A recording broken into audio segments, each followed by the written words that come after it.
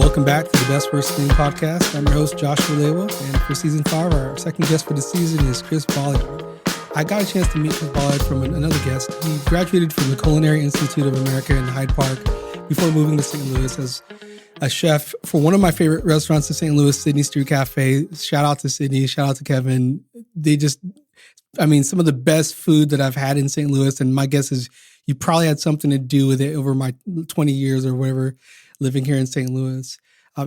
After a decade of mastering his craft, along with his wife, he opened up Bolyard's Meat and Provisions in 2014, where they offer pasture-raised, hand-cut meat, house-made provisions, charcuterie, fermented items, and more. They've also expanded to a restaurant option as well in their Maplewood location, which has plenty of space and meets all your dining and butcher needs at all. You may have seen him on the History Channel show, The Butcher, which aired in 2019.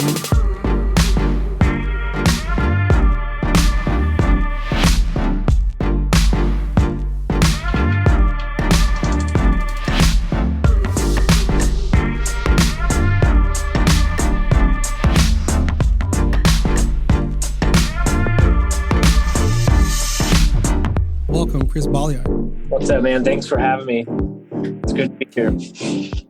Well, yeah, thanks for agreeing to join me on this season. I always said I wanted to get people who are doing really well in their areas to be able to share their stories. So let's start off with talking about your current venture. If you could, would you share with the listeners a little bit more about Bolyard's Meat Adventure and Provisions, and Bolyard's Meat and Provisions actually, and what you're doing there? Yeah. So we're a whole animal butcher shop. As you mentioned before, we've been open since 2014, and we've been in Maplewood that whole time. We started off as kind of a very small operation, like 1,600 square feet, and just down Sutton, like in the old Black Cat Theater. I don't know if those of you who've lived in Maplewood or familiar with Maplewood know the old Black Cat Theater. It's kind of where the Trolley Loop Park is. So we're right there with some other businesses, and just started off real small. I mean, there was just a handful of us that opened the shop. So I'm 50-50 with my wife, Abby. And so she does a lot of the stuff behind the scenes, like invoicing and payroll and all the fun stuff that I'm not at all the numbers. And I'm doing the hands-on kind of dirty work stuff at the shop. So yeah, I mean, it just started as this kind of pipe dream, really. We both come from restaurant backgrounds, and when we met and eventually got married, like that was always kind of the conversation. We're going to open our own place, most likely a restaurant. But then somewhere along the line, we decided that opening a butcher shop, like the one that we have today, made more sense. There was at the time and still at this time, nothing like what we're doing in a lot of ways. And I can touch on that here in a little bit, but yeah, I mean, that was the main reason. And then, the second one would be, it's a little more conducive to a family lifestyle. We've got 3 young daughters now. And, I feel like with the shop's hours and just the kind of the dynamics of the business, I have a little more time to spend with my family as opposed to like a restaurant environment. So that's kind of the beginnings of it. But so we've really evolved into quite the operation. If we kind of look back at, over 7 years ago when we first opened. So last spring in May, we moved across the street, still in Maplewood, still on Sutton, but really just moved our business to a bigger space. It's about 2.5 times the space of our previous shop. And we offered a full menu now. So we're 6 days a week. We do lunch, and we close at 7 during the weekdays. So kind of an early dinner, but we do brunch on the weekends. And the way it works at Bolyard's is we everything kind of stays within this like the same circle, meaning we try not to waste anything. So all the animals that we source that come in through the front door come from local Missouri farms, and everything is raised on pasture its whole life. And we've been to all these farms. We've got very good relationships with all the farms, and we know a lot about the animals and how they spend their lives and their diet and how they spend their last day at the processing facility. And so from there, we do all the butchering. So we get about, on average, like 4 sides of beef a week, about 3 hogs, usually a lamb or 2, and like 60 or 70 chickens, and everything gets broken down into like retail cuts. And that's one thing that definitely sets us apart from a lot of other places, because as you know, there's a lot of other butcher shops in St. Louis, and they're great. They've been around for a long time, and they provide a great service to the community. But I think where we differ is we get the whole animal. So we're able to offer a slew of cuts that you're not going to see in the grocery store, especially, and at a lot of these other butcher shops. There's just so much that you can get off the entire animal that are just gems, that a lot of people have never heard of. And that's kind of fun for us to get people to try new things and expose them to like all these offcuts that, they've never heard of, or they're not going to see anywhere else. So there's that aspect of it. And then everything that we sell, most everything that we sell, we make in-house, aside from a few items. But all of the fresh sausages, all of the smoked meats, we've got a really nice charcuterie program, deli meats. We have a ton of provisions, lots of fermented items, condiments, stocks, rendered fats. The list goes on and on. And really, it just boils down to utilizing every part of that animal. It's out of respect for the animal, and it's also, it's about the bottom line as well. We're paying per pound on all these animals, and whatever we don't lose, we're basically we're throwing money into the garbage can. But it's become a lot of fun trying to get creative and using every last bit of the animal. And it was kind of a game changer moving into a bigger space that has a full kitchen and a dining room where we can better utilize the whole animal. So we've been able to waste even less, having moved to this new space. And it's been a good feeling providing for Maplewood. Maplewood has welcomed us with open arms since day one, and we wouldn't want to be anywhere else. So when the opportunity, was presented to us to expand and move into a bigger space right across the street, in the same neighborhood, we had to jump on it. Thanks for sharing that. I have quite a bit of listeners from around the country, and one of the things that they don't realize is St. Louis is made of a bunch of different neighborhoods, and Maplewood happens to be one of my favorite neighborhoods. You can just spend a day just checking out different locations, shops, restaurants. It's one of the great gems in St. Louis. I feel like St. Louis is one of those cities that, if you know somebody who lives here and you come visit our city, you can take full advantage of that location. Yeah. Just what strikes me also about your description of your company is it sounds really responsible, that you're not doing waste.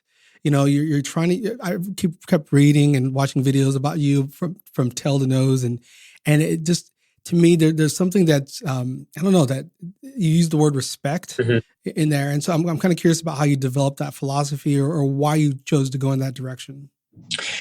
Well, my background is has always been culinary. I went to the Culinary Institute of America in Hyde Park, New York, and graduated in 2000. So I've always had this kind of chef's mentality, not wasting anything, trying to get the maximum out of every ingredient. So, if you're prepping vegetables, or cutting onions or whatever the case is, and you have all these scraps. There's always a byproduct of making one thing that it's just become second nature to try to find a use for that. And I think that's kind of where that started, just having that mentality of trying to not waste anything. And that makes so much sense when you're utilizing whole animals. I mean, this animal gave its life to nourish us, right? So I look at it as like it's just the respectful thing to do, to not waste any of it, to find a use for every last bit of it. I mean, that's just plain and simple. I mean, there's really no other way to explain it, you know? Yeah, you share that philosophy with a lot of people. I'm sure in various industries, whether it's hunting or otherwise, that I respect when they really think about, that for those of us who do have this lifestyle of eating meat, instead of going to factory farms, et cetera, being able to work with somebody like you who's able to really take full advantage and respect what these animals essentially are giving up, right? They're giving up their lives. And so we get a chance to take advantage of that. And I love a good steak, man. I love really good chicken.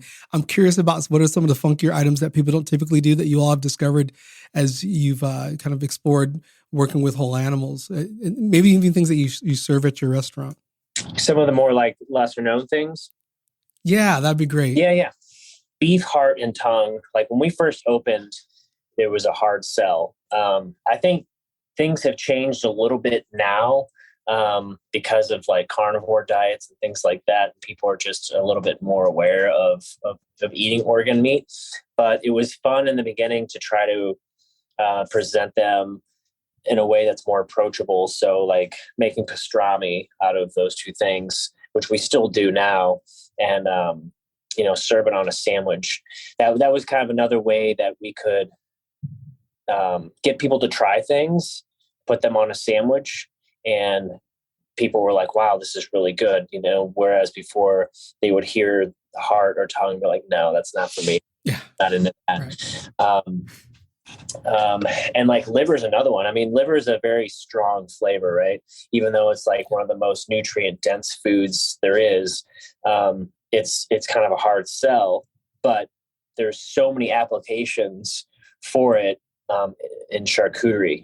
When it's an ingredient in a group of ingredients, like in a pate, for example, that's a great example. And we make several different types of pates. Braunschweiger is probably one of the most popular ones that we make, and a third of it is pork liver. And I never would have thought that it would become so popular, but it really is. Like we've made Braunschweiger since day one, and it's still like a mainstay in our case. But in terms of like lesser known cuts of meat, that's been a fun adventure too, because it's one of those things where not only have we educated customers on new cuts, we've learned a lot along the way, just from doing the same thing day in and day out, breaking these animals down, experimenting with different cuts, or like seeing what other butchers are doing. That's just one thing that I love about this craft, is there's always something to learn. I mean, there's always a different way to do something, or there's so much out there to explore. It keeps me motivated. But like some of those lesser known cuts, toro steak is a good example. There's a muscle that lays in the navel, which is kind of like the equivalent to pork belly on beef. And we've only been offering this for a couple of years now. We haven't been offering it that long, but it's a super delicious cut. It's become one of my favorite cuts, and it's kind of similar to flank steak. It's flat and kind of quick cooking, but it's so incredibly rich and buttery. It's very marbled. It's fun to turn people on to cuts like that, because you're never going to see stuff like that anywhere else. And then, there's other ones that like Denver steaks have now become like super popular, but no one knew what those were when we first started cutting them and laying them out. They're like, what the hell is a Denver steak? And there's a lot of those in beef too. I mean, it's such a big animal, and the muscles are so big that a lot of cuts can be eaten like a steak.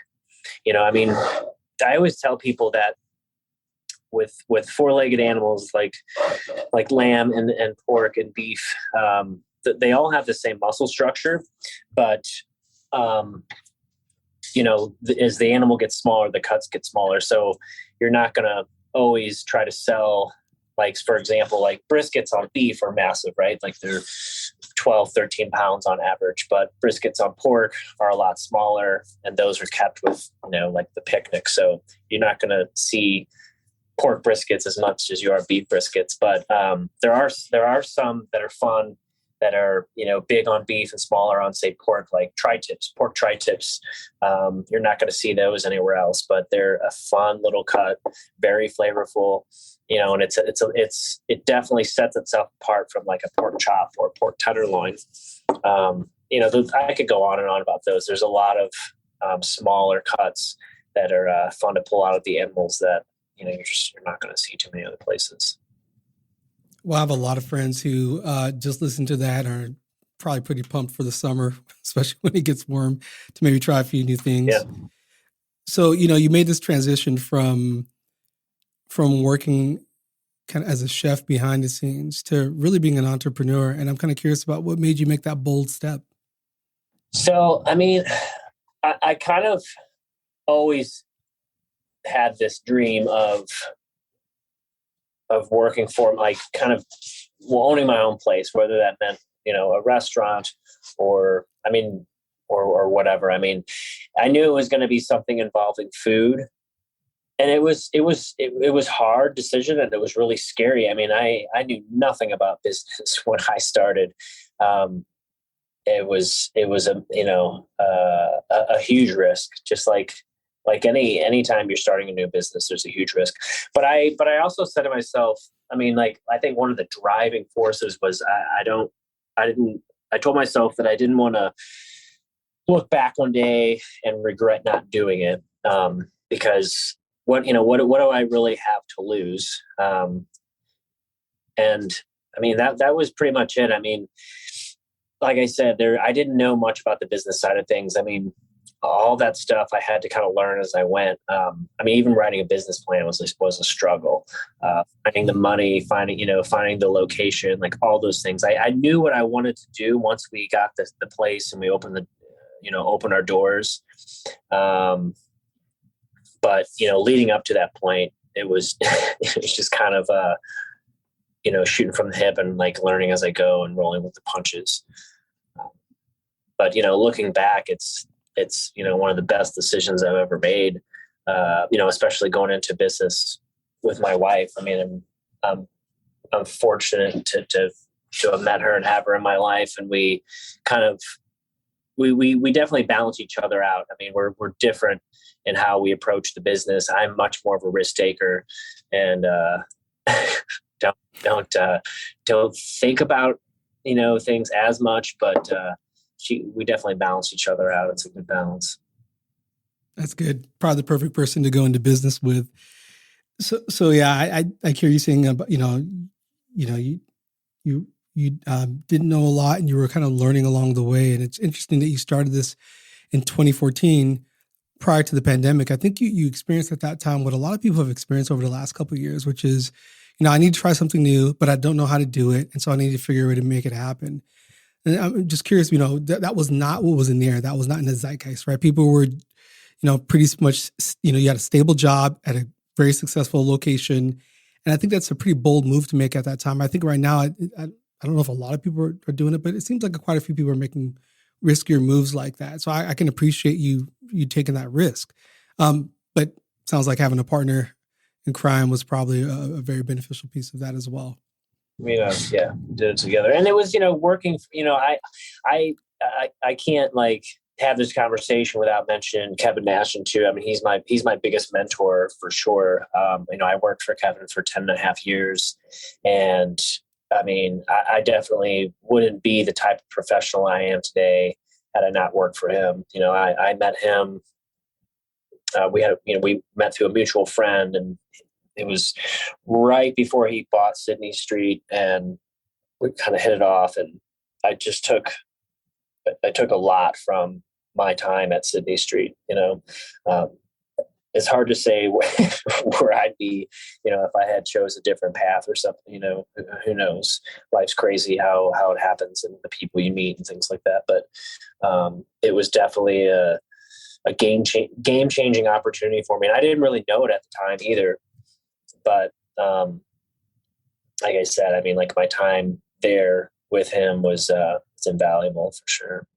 Yeah, I met Kevin years ago. One of my former students was into triathlons, and Kevin was a big time triathlete for a while. And yeah, he was.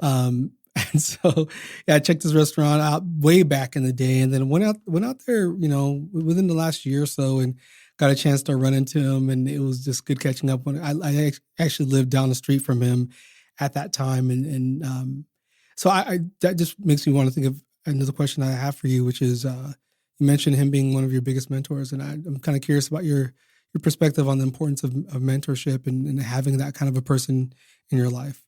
I think it's huge, man. I mean, even now, I mean, I think that it's so important to remain teachable your entire life, and having mentors throughout your entire life is very important. Whether it's someone you work with, or a teacher, or your boss. It's about like surrounding yourself with positive people that are doing productive things, because I mean that's ultimately who you become. You become the people that you look up to and that you consider mentors. So I think that's incredibly important, especially for younger people. I mean, I'm not that old. I'm 42, but it's I don't think there's always a good time in your life to have someone like that, that you can learn from and look up to, or even, confide in and like, ask honest questions with. And Kevin was definitely, that person to me for a long time. Yeah, man, I almost screamed when you said that's who you become. I think, that's been my experience in my life is kind of surrounding myself around positive people who are, you said productive, positive, and people who are doing things that I want to do or being the way that I want to be, yeah. Whether they're like of service or hardworking or whatever. And I don't see that in myself, but I aspire to be kind of like them. And so that really stood out to me, and I appreciate you sharing that. Do you mind sharing a little bit about kind of your upbringing, if it's whatever you're comfortable with, as far as maybe where you grew up or where you're from, family, whatever feels comfortable? For sure. So I grew up in St. Charles. My mom and dad, they're still married. They still live in the same house that I grew up in. I've got a younger brother who's 3.5 years younger than me. I've got a couple of like older half siblings from my father's previous marriages, but I'm pretty close with my real brother. I mean, just a great childhood, really. I grew up in like a very, very party atmosphere, and which kind of helped. I mean, it was, I wouldn't say it helped, but it was, I think, instrumental in some of the paths I took, later in life, and I can get into that later for sure. But there was, I don't know, I like looking back and like as an adult and talking to other people, or like comparing my upbringing with other people's upbringing. It's like, it wasn't a normal childhood. It wasn't bad by any means, but just, the kind of stuff I was around at the time just seemed normal. My dad was a musician. And so there was, live music and stuff in the house, and lots of partying and like drug and alcohol use. And that stuff was just normal to me. But yeah, I mean, it's, there's like some, I don't want to say resentments, but I mean, like, I think that there's a lot to be learned from looking back at my childhood and, my decisions I make toward, as a parent now, having 3 young girls. It's just kind of funny looking back at the way things were. But like I said, it was a great childhood. I mean, like there wasn't like there was any abuse or anything like that. It was, I have wonderful parents who I love dearly, and I'm still close to them to this day. But yeah, and then from there I moved away to Hyde Park, New York, and went straight to culinary school right out of high school. I was ready to get out for a while. So. Yeah, I think there's a lot of people who've had that experience of growing up and wanting to get as far away from home as possible. I left from California to Iowa to go to school. I kind of did a little bit of a different track than you did from St. Louis to St. Charles to New York. And it's funny, like I've had conversations with people I've grown up with, and we do some reflections, and every once in a while, like I remember one of the times one of my buddies, Matt, said to me after we were talking about some of our childhood stories, he said to me, you know that stuff's not normal, right? you know that moment when you're an adult and you realize like, oh yeah, some of the stuff, I mean, okay, we survived it. It was fun. We didn't know any different. So it was, it was the way we grew up. But no, not everybody. When you go to new people, that's the thing. When you go to Hyde Park, New York, and you talk about your childhood stories and your friends are like, dude, we didn't do that. It's kind of like a real opening moment. Yeah. You did what with your parents? What? Yeah. Well, listen, let's take a little bit of a break and then we're going to get to the big question. Okay, Chris? Sure.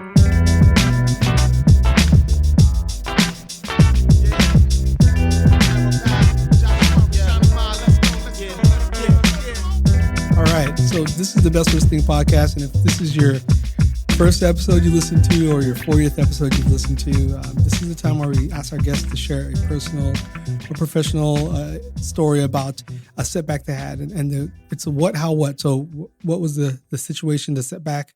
How did you get through it? And what did you learn along the way that you'd like the listeners to walk away with? And so, Chris, what is your best, worst thing? So I would say getting sober was one of the harder things that I had to face in my life. And I mean, it ultimately, it changed my life for the better. So, I mean, just kind of going back to my childhood and talking about, growing up in a household that wasn't typical. I was around, lots of drugs and alcohol. And so that just was kind of a normal thing for me, and started diving into that stuff at a pretty young age. And then,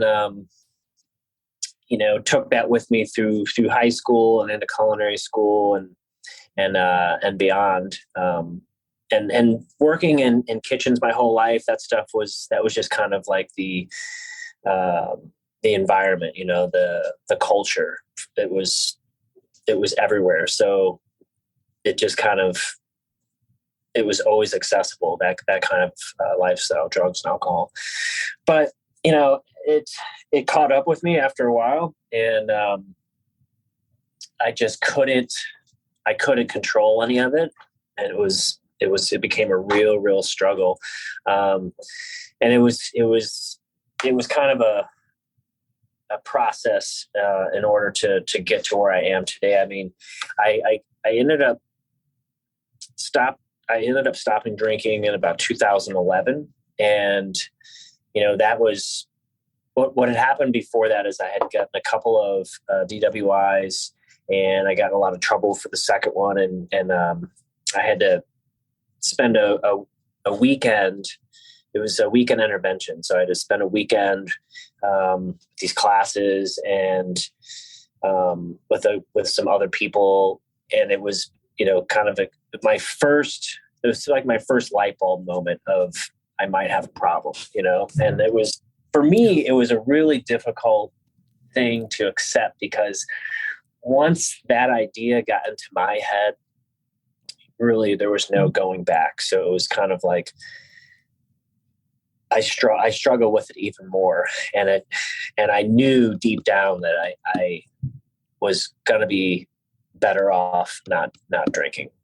And it took me about a year after that class, that weekend intervention class, to finally quit drinking. But I didn't cut out everything, right? So I was still kind of using drugs, and not 100% sober, but I had stopped drinking altogether and just kind of thought, well, that's my problem.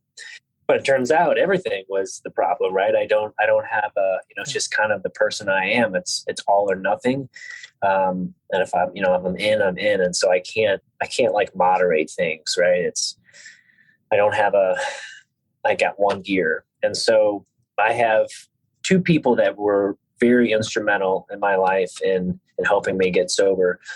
Jason Bachman, is a very good friend of mine, and my father-in-law, Don Bitter. He was also in the program, and between those two, I don't think I would have committed to it and stayed sober and completely just stopped everything. But it was, to me, it was a huge struggle, because I felt like it was the only thing I had left to hold on to, right? It defined me for the longest time, my entire life. Like all of my experiences growing up, into my adult life were under the influence. And I didn't know how I was going to just live or just exist without any of those things. It was just such a hard concept to grasp. But I didn't know how sick I was either. I didn't realize how bad things had gotten for me internally. I mean, I was completely isolated from everybody and everything. My relationship with my wife was really not good. It was probably headed for divorce if things didn't change. And I just got to a really dark place. I mean, when I say dark, like suicidal, I mean, it was really lonely. It was a really just a shitty existence. And so, like I said, when I had this conversation with my father-in-law, Don, and Jason, we had mutual friends, and we kind of knew each other through the industry. And he kind of brought it up to me one day in a conversation. I think he had reached out to me for something else industry related, and that he kind of asked about sobriety and stuff. And I kind of told him that, yeah, I'm sober, but still doing this, that, and the other thing. And he said, why don't you come check out this meeting with me? So I went, and I was still not fully committed to it. My father was like, just give it 90 days, just try it.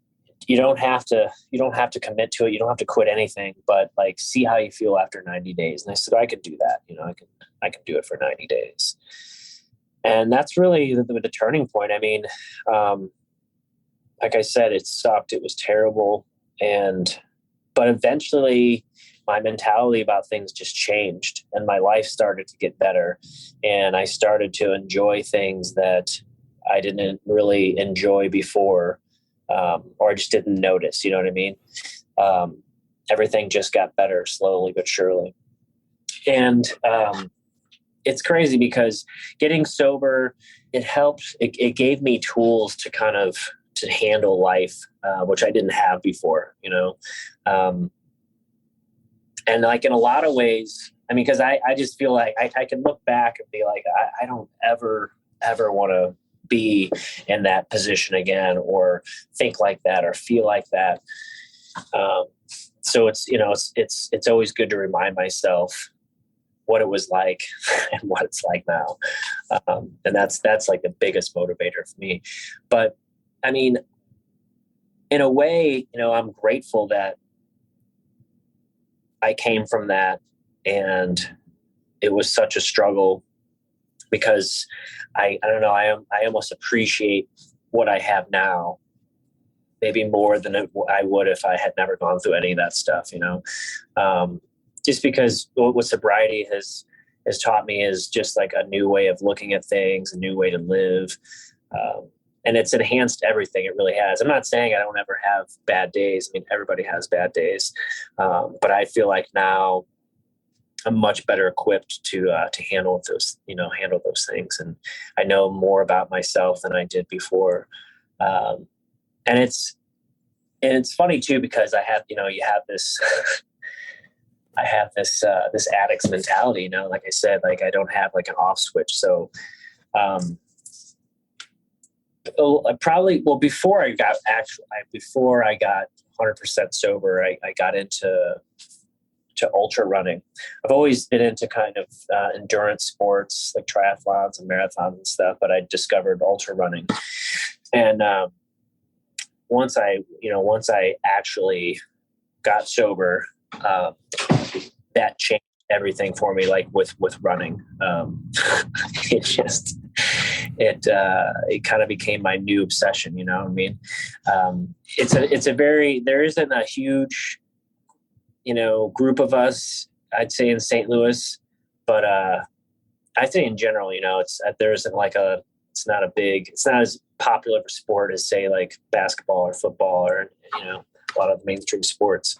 But to me, it's defined me now, as opposed to the past. Drugs and alcohol define me, but what ultra running does for me, it's hard to explain. And I don't think I could run the way I do now. But there's no way I could run the way I do now if I wasn't sober. So that's just another gift too from being sober. I mean, so many good things have happened to me since leaving all that behind, and it takes work too. It's like there's maintenance involved. I mean, I go to meetings once in a while, and I see a counselor too, every like 4 to 6 weeks. And I'm a big advocate of counseling. I don't care who you are or anything like that. I mean, I think it's good for anybody. I look at it like a tune-up, it's good to just go check in. It's kind of like it's a soundboard to bounce things off of.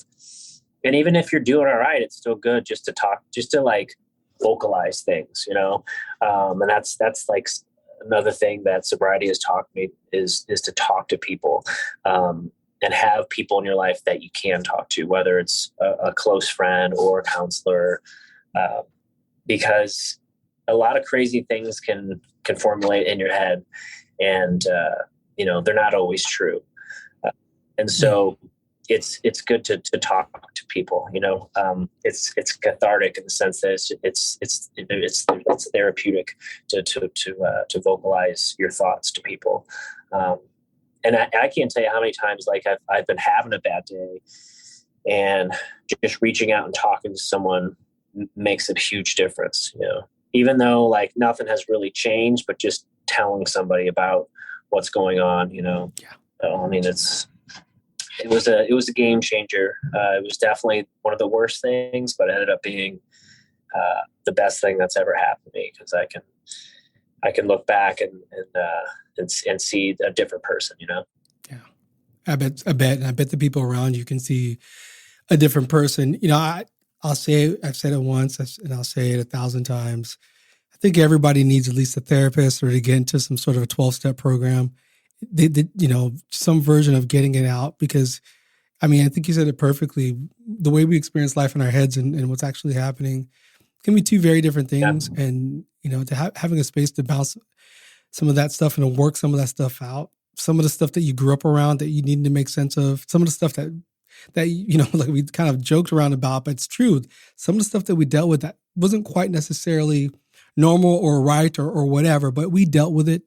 And those are two of the perfect places to really work a lot of that out. And I'm glad to hear, and I appreciate your vulnerability in sharing it. I do think that there's somebody listening right now who's struggling and having that same question, or maybe even starting to get to the point you were, where they're like, yeah, this is probably a problem, but they're not quite sure.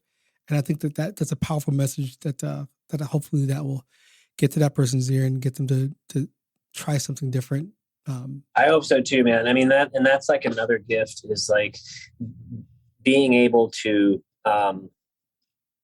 be that person, play that role, being there for someone. I mean, because it not only does a lot for that person, but it does a lot for me as well. It works both ways.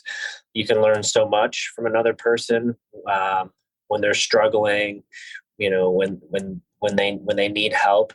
I think it's helpful for both parties involved, and I would have never been capable of reaching my hand out or talking to someone, or to just listening to someone's struggle. I would never have been capable of doing that in the past, but it brings me a lot of joy to be able to do that now. Whether it's someone at work or just like an acquaintance through the industry. Yeah, I mean, like you said, I hope someone's listening and can. Some of this would resonate with them. I appreciate that, Chris. So we're getting ready to wrap up here, but I want to make sure people know where they can kind of learn more about your company, follow you. What's the best way for people to learn more about you and follow you? You can follow us on Instagram and Facebook. It's Bolyard's Meat. And then our website is bolyardsmeat.com. That's the best way to follow us. And if someone wants to reach out to me personally, they can email the shop. It's bollyardsmeatstl@gmail.com. But I'm always here too at the shop. I mean, if you're in the neighborhood, come by, say hi. But yeah, I mean, I'm either here or home, or I'm out running in the woods. One of the three. running. Yeah. Very cool. Well, I look forward to actually stopping by and seeing you pretty soon here. And thanks for coming on the show. Thanks for having me, Josh. I appreciate it, man.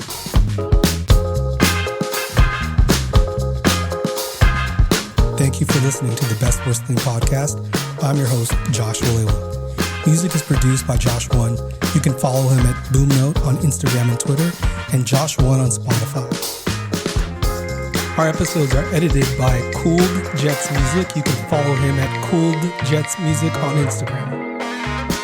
Our marketing is designed by Francesca Daniels. You can find her at FrankandKitty24 on Instagram. And our overall design is by Inspired Design with Ryan Daniels. You can find them at getinspired.design on Instagram. Thank you for listening to The Best Worst Thing. This one's for the good times and this one's for the bad. This one's for the day that was the best we ever had. This one's for my good friends and this one's for my foes. The ones who get up on your skin and do not even know.